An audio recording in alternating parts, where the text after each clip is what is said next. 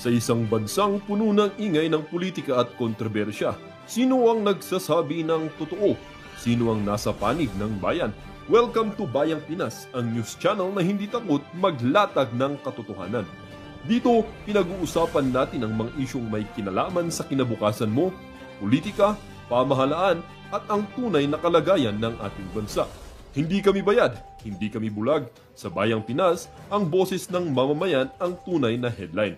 Kaya kung sawang-sawa ka na sa mga baluktot na impormasyon at scripted na kwento, dito ka na. Dito sa Bayang Pinas, tayo ang bantay at boses ng bayan.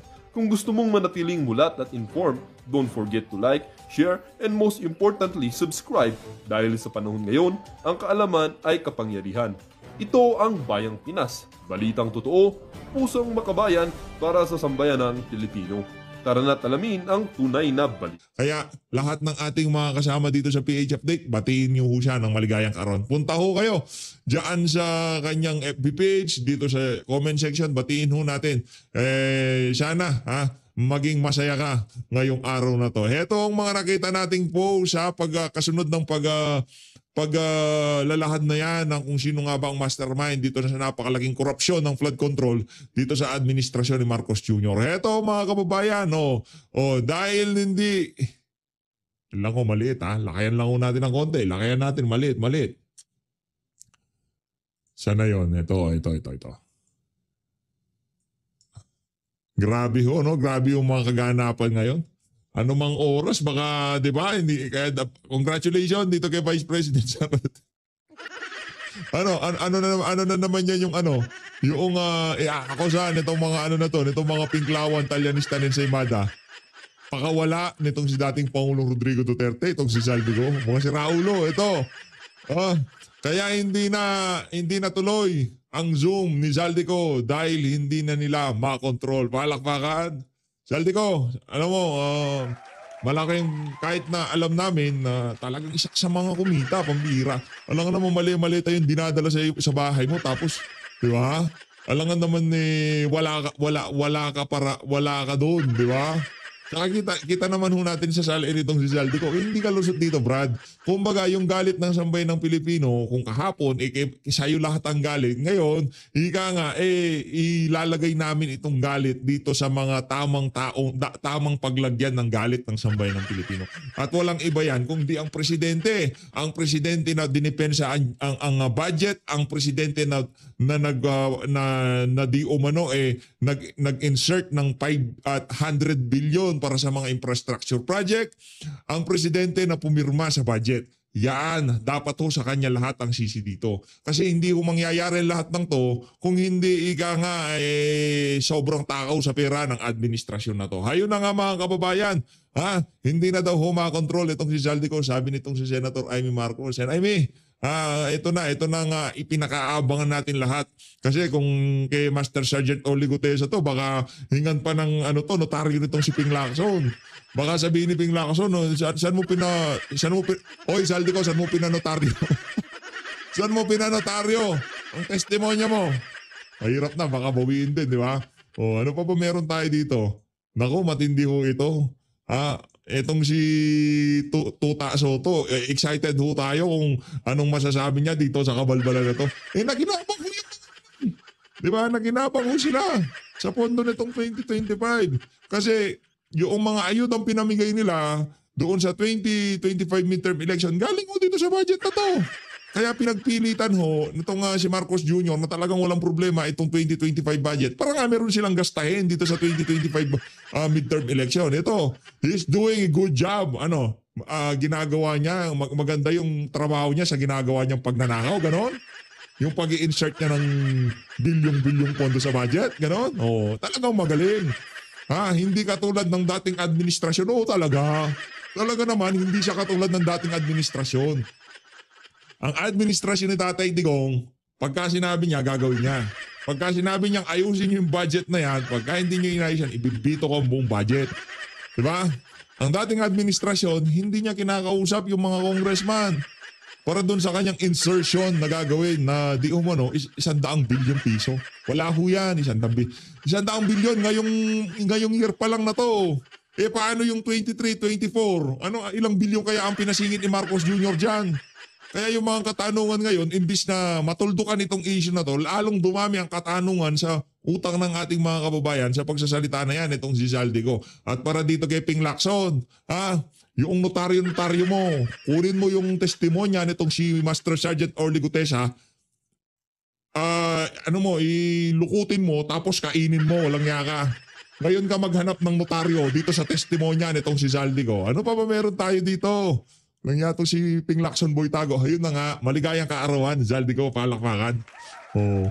Yan ang ating mga nakitang sa social media ngayong mga panahon na to.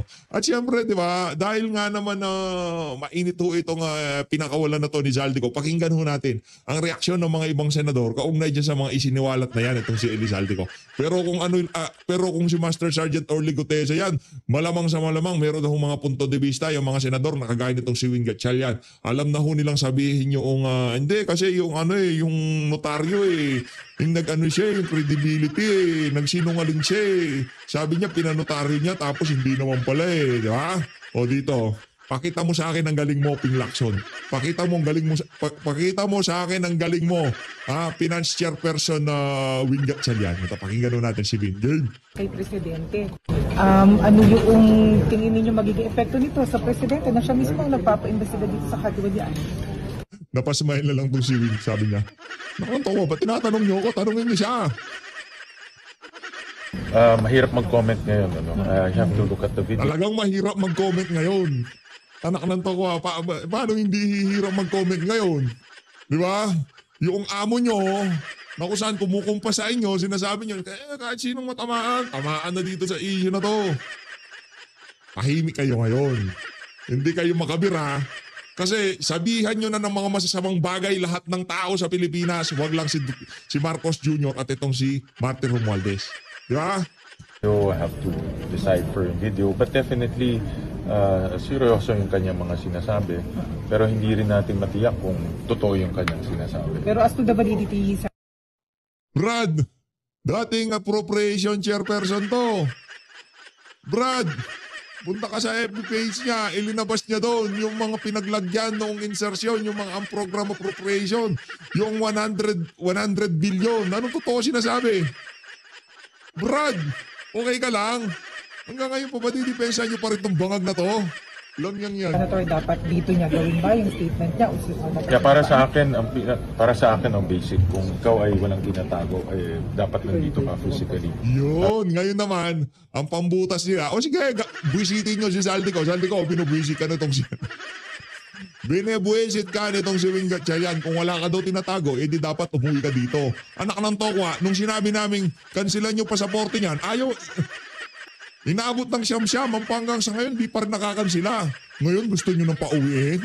Anak ng Petrang Garapata, para saan? Para gurgurin? Zaldico, ako na nagsasabi sa'yo, ilabas mo lahat ng nalalaman mo habang nasa abroad ka. Huwag dito, baka maninoy ka. Mahirap na. Harapin mo itong mga tanong, pumunta ka dito sa hearing at harapin mo yung mga akusasyon. Teka lang, hindi korte ang hearing in aid of legislation kayo dito. Hindi ka tatanga-tanga, Wing Gatchalian Anong harapin sa hearing? Yung hearing na yan, hindi naman hindi korte yan. Etong si Zaldico, tapos na siya dyan sa hearing. Wala na siyang maiaambag dyan. Ang maiaambag niya lang dyan, tinawagan ako ni Pangandaman, sabi niya, mag-insert ako ng 100 billion. Tapos ang usapan. Ang gawin niyong in aid of legislation dito, dapat ang presidente di nakikialam sa budget. Tanggalin yung mga program appropriation. Simple. Walang nga kayo. Ano pang sasabihin ni Zaldico dyan? Raulo ka ba? Sa'yo, hindi yung nagtatago ka tapos gagawa ka ng video tapos ano yung sinasabi mo. I think yung physical presence, yan ang pinaka-importante na magbibindicate. Wala, itong si Wing Gatchalian, ito? Higa nga, shield ito ni Marcos Jr. Hindi pa sila naniniwala. Hindi sila naniniwala. Dapat humarap daw siya dyan sa komite. Ano ba kwenta ng komite nyo na yan? Di ba? Para saan ba yan? In aid of legislation kayo. Hindi ho kayo korte dito. Huwag nyong ginagawa nyo naman tangasambayan ng Pilipino. Di ba? Ang nagsasalita doon si Zaldico. Appropriation chairperson. Ako naniniwala ako sa sinasabi niya. Bakit? Anak ng tokwa, pagkatapos niyo akong inutusan, ngayon ako lang may kasalanan? Siraulo ka ba, Win? Sir, dapat maintindihan kung talaga ay siya o AI yun. Oo, marami pa nga. May nagsasabi rin na artificial intelligence. Anong artificial intelligence? Mga kababayan ha, hindi naman sa pag-ano. Kahit po paano, nakakaintindi naman ho tayo ng bahagya. Ika nga yung mata natin, medyo matalas naman pagdating dyan sa AI na yan. Ha? Ano, ipapasertifika pa natin yan. Idadaan pa natin sa mga, forensics, ganon. Abangan mo yung part 2. Anak ng Petrang Garabata, AI. AI mo mukha mo. Alam mo, AI dito kayo. Kayong AI dito. Ang trabaho nyo bilang AI ay protektahan itong si Marcos Jr. Natatakot ba kayo na maging presidente si BP Sara? Wala. Wasak ang political career mo, Brad. Gayon pa lang sinasabi ko na. Ako personally, hindi ko pa nakita yung video. Huwag mo nang tignan. Dahil kahit tignan mo pa yan, taliwas yan doon sa utos sa'yo na ipagtanggol ang iyong amo. Ngayon pag-upset ko. So, marami pang katanungan eh. But definitely, kung ano man yung sinasabi niya, mabigat yung kanyang sinasabi. Kaya dapat talagang kilatisin mabuti yung kanyang sinasabi. Ayun, sa mga excuse. Maglalabas ng video doon pa sa mismong official Facebook page ng individual, ha? Tandaan ho natin mga kababayan, official Facebook page. Hindi kung saan Facebook page ang pinanggalingan ng video na yon. At hindi ho yun papatulan ng mga taga-mainstream media. Ipapadaan ho muna nila sa mga ano nila yan. Ika nga kahit paano yung kanilang mga digital forensics kung totoo ba yan. Baka ma-fake news sila. Hindi nyo ba kinonsider yun?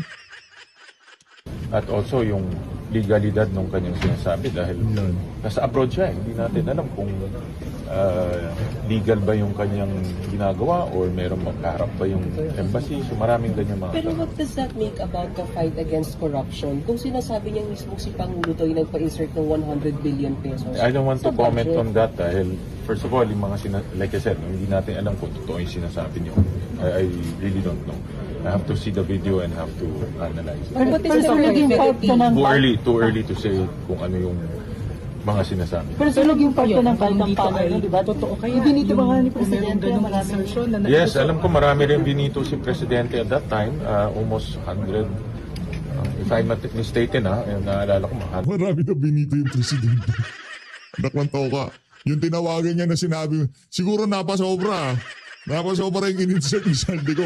Pinapas-insert lang 100 billion. Ano to? Wala kayo dito. 112 billion na to. Ibito nyo yung 12 billion. 60 billion plus. No? So, I have to check that again. Kaya nga, ito lahat dapat tignan in the entire context. Hindi lang pwede yung sinasabi niya, but also yung mga nangyari sa BICAM at nangyari nung last budget year. At Senator Gatchalian, so bilang chairman ng Finance Committee, titingnan ninyo, i-verify niyo yung sinasabi niya na insertion, kung totoo na nagkaroon ng insertion na ganung amount sa 2025 budget? Well, hindi ko tinignan na yung mga huling budget. No? Tinignan ko lang yung mga amount sa iba ibang sector. Pero tingnan ko rin kung... Ayun na nga mga kababayan, doon na ho natatapos sa mga kabalbalan itong si Wing Gatchalian. Dito ho tayo kay Eli San Fernando. Eli! Ano na Brad ha? Ano na balita? O pakinggan natin, ano reaksyon nitong si Kamanggagawa Party List dito sa pagsasalita na to ng dati niyang colleague dyan sa House of Representatives. Game! Ayan na mga boss. Yan na mga boss. Nagsalita na si resigned Representative Zaldico, ang former Appropriations Chair ng Kongreso noong 19th Congress. At idinawit na niya, isinama na niya si Pangulong Bongbong Marcos at si former Speaker Martin Romualdez dito sa usapin ng flood control scandal. Yan. O sige. Pakishare. Magandang hapon, mga kamanggagawa, mga ordinaryong Pilipino, mga ninakawan, mga nabaha, mga namatayan, mga naapektuhan ng mga nagdaang bagyo, Pakishare. mga nawalan ng ari-arian, mga boss. sa lahat ng mga Pilipino at mga manggagawa na inagawan, ninakawan ng kinabukasan. Hindi lang pera ang ninakaw sa atin, kundi buhay, ari-arian, kinabukasan natin. Magandang hapon po sa inyong lahat. Tama nga yung sinasabi nila, hindi lahat ng lihim ay mananatiling lihim. Yan. Mabubunyag at mabubunyag. Mga boss, nagsalita na si resigned Representative Elizalde Co. At napakahalaga ng kanyang binanggit dahil siya ang former Appropriations Chair noong 19th Congress na nagbalangkas o gumawa noong 2025 budget kung saan nandyan yung samut-sari na mga insertion, anomalous and ghost na mga flood control projects at infrastructure projects. At napakahalaga mga boss ng statement na ito dahil idinadawit at itinuturo nito si Pangulong Bongbong Marcos at si former Speaker Martin Romualdez dito sa kagimbal-gimbal, the greatest corruption scandal in recent history. Ngayon mga boss, matagal na nating sinasabi, imposibleng walang alam si Speaker Martin Romualdez, si Pangulong Bongbong Marcos dito sa usapin ng budget dahil una, si Speaker Martin Romualdez, siya ang speaker during that time. At lahat ng nangyayari sa House of Representatives ay alam. Imposibleng sabihin na hindi alam ng speaker bilang ikaw ang pinakamataas na leader ng House of Representatives. At hindi lang yun. Mahalaga yung sinabi ni resigned Representative Zalde Co na pati si PBBM ay sangkot din. Bakit? Dahil siya mismo ang pumirma at nag-review ng 2025 General Appropriations Act. At ibig sabihin, pinatutunayan lang nito na alam niya rin itong mga usapin ng anomalous and ghost flood control projects and other infrastructure projects. Sinabi nga, maski si DBM Secretary Amena Pangandaman. Tama. Bakit hindi ba nababanggit yung pangalan ni DBM Secretary Amena Pangandaman? Siya rin ay dapat na maimbestigahan dahil siya ang ulo ng Department of Budget and Management na siyang nakakaalam sa pasikot-sikot ng budget ng ating bansa.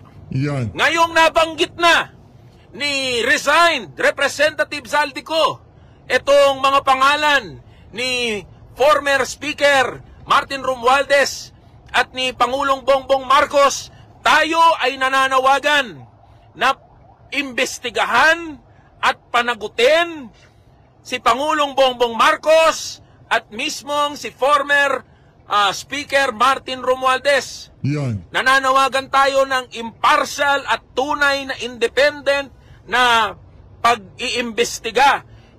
Di ba, ang gumawa ng Independent Commission for Infrastructure ay si Pangulong Bongbong Marcos din. So dapat isama na sa dapat imbestigahan si Pangulong Bongbong Marcos. Siya mismo ay dapat masubject sa pag-iimbestiga. At dapat ang investigating body na mag-iimbestiga dito kay Pangulong Bongbong Marcos at kay former Speaker Martin Romualdez ay isang komisyon o body na walang direktang connect sa Pangulo at sa former Speaker na si Martin Romualdez. Ito dapat ay pangunahan ng mamamayang Pilipino at ng mga independent bodies, mga civil society organizations, mga ordinaryong Pilipino at mga manggagawa. Hindi natin pwedeng ipagkatiwala ang investigasyon at pagpapanagot sa mga bodies or investigating bodies na ginawa mismo ng Pangulo. Kaya napakahalaga nitong statement ni resigned Representative Zalde Co dahil ito yung direct link.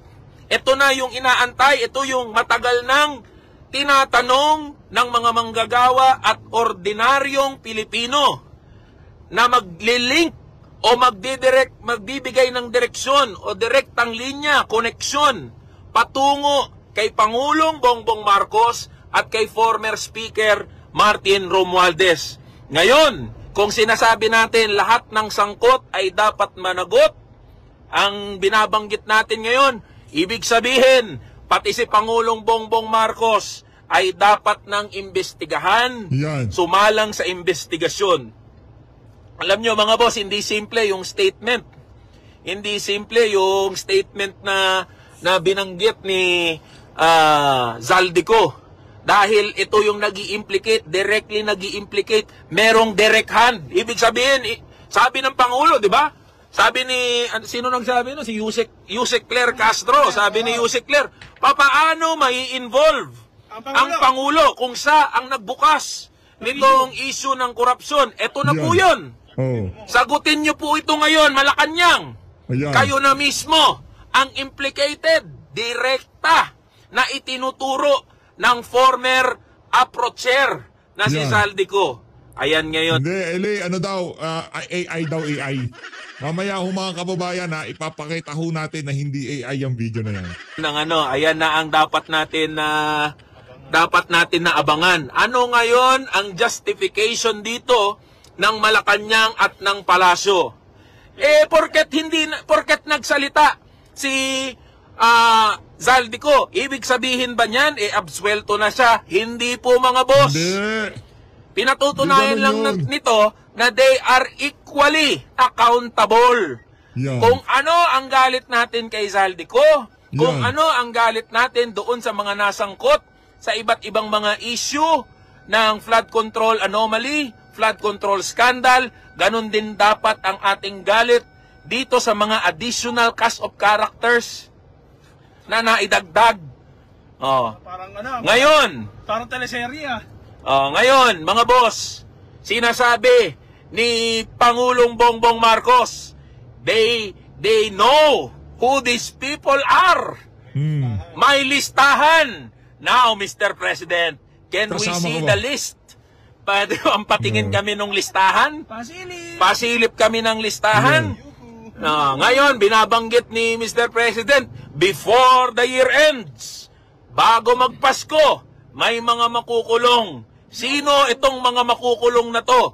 If you yourself, Mr. President, is directly implicated in the flood control anomaly, ito na yung binabanggit natin mga boss. Na imposibleng walang kinalaman ang executive, imposibleng walang kinalaman ang Pangulo, ang executive branch, at ang former Speaker of the House patungkol dito. Napakaganda ng pagsisiwalat na nangyari ngayon dahil nabibigyan na tayo ng whole picture na ang korupsyon, mga boss, ay hindi kayang gawin lang ng isang tao o ng isang grupo ng mga tao, kundi ito ay nag-i-involve ng iba't ibang layer ng gobyerno, ng pamahalaan, ng iba't ibang mga sindikato mula sa nakunsabahan. Yung sistema mismo ay nakadesenyo para kurakutin ang kaban ng mamamayang Pilipino, ng mga ordinaryong Pilipino. So yan, nawawala daw ata ako. Yan, tayo na ginajam yung natin, ginajam yung ating yung ating connection. Ginajam Magno ka brad, ginajam Magno. So ang binabanggit natin dito, hindi lang si Bryce Hernandez ang may kaya niyan. Hindi lang si Diskaya, kakayanin ni Diskaya, kakayanin ni Bryce Hernandez, ni Alcantara, kakayanin ng mag-asawang Diskaya, yung pagkopo sa mga kontrata, yung dyan sa flood control, anomaly and scandal, hindi. Merong pagtutulungan, merong pagkukuntsabahan na nangyayari mga boss.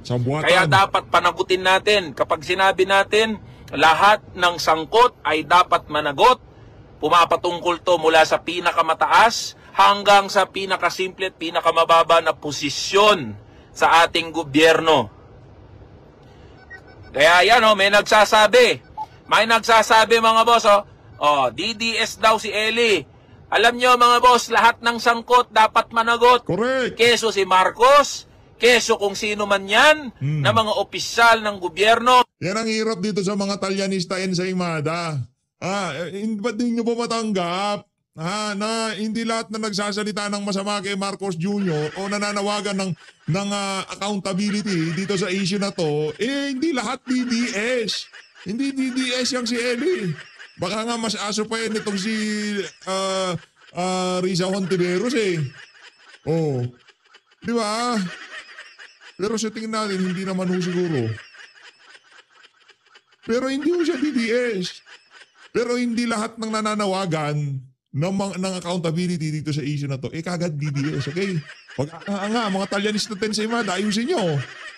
Mahirap-hirap itong pagdepensa ang gagawin nyo dito. Ang ultimate defense, ilabas nyo na lahat ng tinatago nyo dito sa isa na to. Lagpasan nyo na ho yung kulay-kulay. Lagpasan nyo na ho yung mga pagsamba nyo sa mga politiko. Yan. Ninanakawan na, gumising ho tayo. Hindi to usapin ng pagiging pro-Marcos o pro-Duterte. Hindi to usapin ng Banatan mo, Eli. Banatan mo, Eli. kulay sa politika. Yan. Ninanakawan na tayo harap-harapan.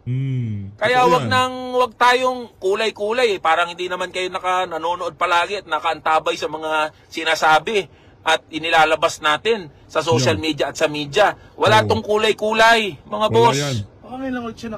Kaya wala to, lumagpas na kayo dyan sa kulay-kulay ninyo. Tayo ay nananawagan ng accountability. Isang accountability na mamamayan mismo ang nananawagan ng pananagutan. Dapat may managot dito. So ayan mga boss, sa lahat po ng mga manggagawa at ordinaryong Pilipino, sa mga binaha, sa mga nalubog na bahay, sa mga hindi nakapasok, sa mga nawalan ng kabuhayan, sa mga namatayan, sa mga nalubog sa putik, sa mga na-flash flood, sa mga na-landslide, mga boss, yung galit ninyo ay dalhin nyo sa social media at sa labas ng social media. Tayo po ay mag-ingay, mga lampag, kumilos. At kapag tayo ay nag-decide na kumilos, ibinabalik natin yung kapangyarihan, yung tunay na kapangyarihan sa kamay ng mamamayang Pilipino ng mga ordinaryo. Kaya nananawagan ako ng patuloy na pagkilos. Huwag po nating iasa sa mga politiko ang pagbabago ng ating bansa, ng sistema. Ang pagbabago po ay nasa ating mga kamay. Correct. So kumilos po tayo, makialam, makisangkot, makilahok dito sa usapin na ito. Dahil ang pinatutungkulan po natin dito ay daan-daang bilyong piso. So PBBM, former Speaker Martin Romualdez, hindi po kayo safe. Ang ating panawagan, kayo ay maimbestigahan, kayo ay mapanagot, at kung mapatunayan na kayo ang nanguna, arkitekto ng pandarambong sa bilyong-bilyong piso sa kaban ng mga manggagawa at ordinaryong Pilipino, kayo ay dapat na maikulong. At kayo rin, yung mga ari-arian ninyo ay dapat masequester, mabawi ng pamahalaan. Ayun. Ayun na nga mga kababayan, yan ang mga punto de vista nitong si Eli San Fernando. Palakpakan muna natin, magaganda yung mga punto de vista nitong si Eli, di ba? At sa mga Talyanista, di ho nila kaya yon yung magsalita ng ganon. Hindi. Kasi mga bayad ho sila. Tayo kaya ho natin magsalita ng ganon, hindi ho dahil sa bayad. Kaya ho natin magsalita ng ganon dahil alam natin yung ating mga sinusuportahan, hindi mga magnanakaw. Dito ho tayo kay Ping. Ping. The Senate President is recognized. Yan, Thank you, Mr. Chairman.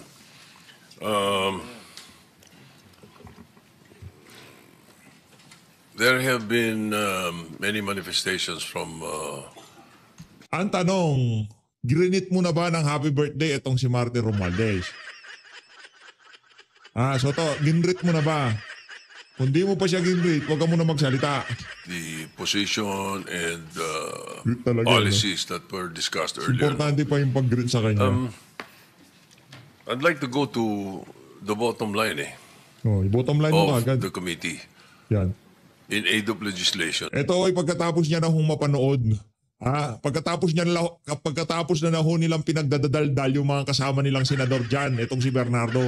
Pagkatapos yung nagsalita ni Bernardo ng kung ano-ano dyan sa hearing na yan, magbo-bottom line na daw ho siya. Pambihira ka. Ano lang, veteran Karamata, ba't di ka pa kanina nag-bottom line na in aid of legislation kagad, di ba? Yun eh. I'd like to ask Yusek Bernardo and Yusek Alcantara, what is the solution? How do... Pero sila nababayaran namin. Sila na yung magle-legislate. Inputs lang yun sa kanila. Brad, tinatanong muna sila ng solusyon. Senate President po ninyo, palakpakan nyo. Tinatanong, ano yan? Ipapaliwanag nila kung paano yung nangyaring iskema. At kayo ang iisip ng solusyon, mga inayupa kayo. In aid of legislation, ganito gumana yung pera, ganito, dito nagkaabutan, binigyan ko tong si ganito. Bilang isang senador, ay sa bagay, ano nga, school bukol ka nga lang pala dyan, no? Di mo na naiintindi ang mga pinag-uusapan, kaya imbis na kayo, ikaw ang makaisip kung ano gagawin, kailangan mong tanungin ng resource person, ano gagawin natin? Katanga ka na lang, ganon? do we solve this? What can we do? Sweldoan na lang natin ito si Bernardo. Anak ng toka, napaka-inutil talaga na itong Senate President na to. Trabaho niyo yan eh. Inputs lang sila. Yung proseso, yung nangyaring pagnanakaw. Pero kung tatanungin mo sila, paano mariresolve ba? Anak ng toka, napakalaking katangahan yan. By law, that can try to solve the problem that we have encountered with the legislators, the DPWH, and the Executive Department. Anong batas ang pwede?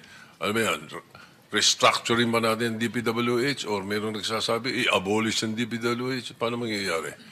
Anong nakikita niyong solusyon para masolve ito? Tulungan niyo kami. I-abolish na yan. Yusek Bernardo first.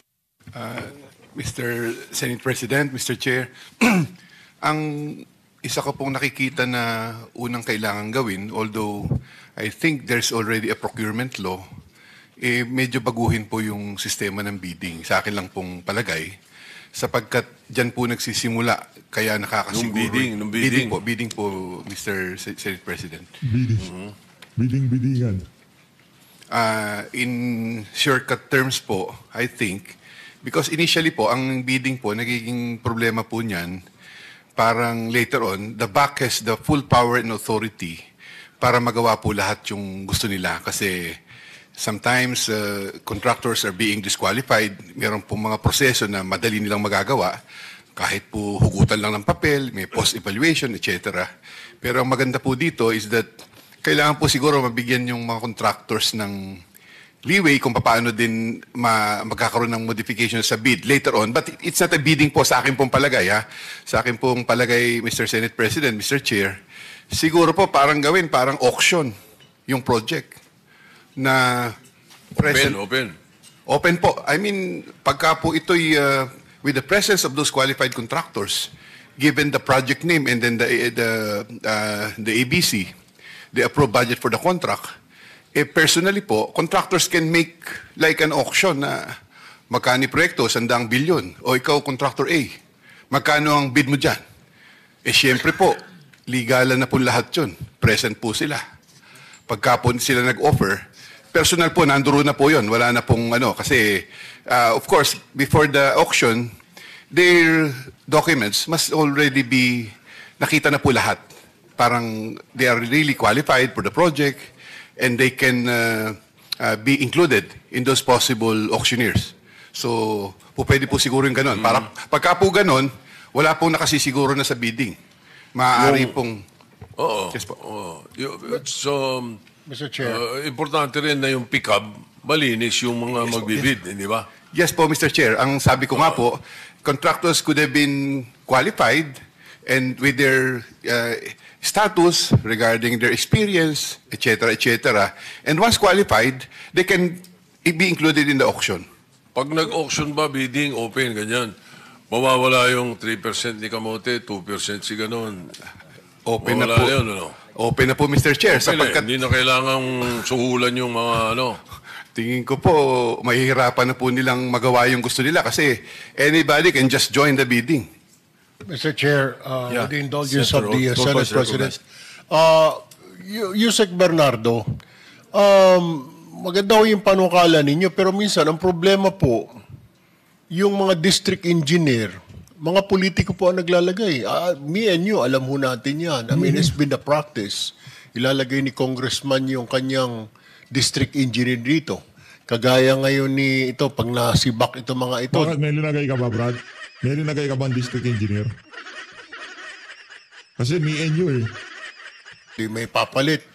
Bata ni ganito, yung bata-bata system. Kaya, yung sinasabi yun ninyong bidding, syempre, gagawa ng paraan din ng district engineer na para hindi manalo yung iba. Kasi nga, siya may utang na loob, tapos pondo pa ni congressman, tapos tao pa siya ni congressman.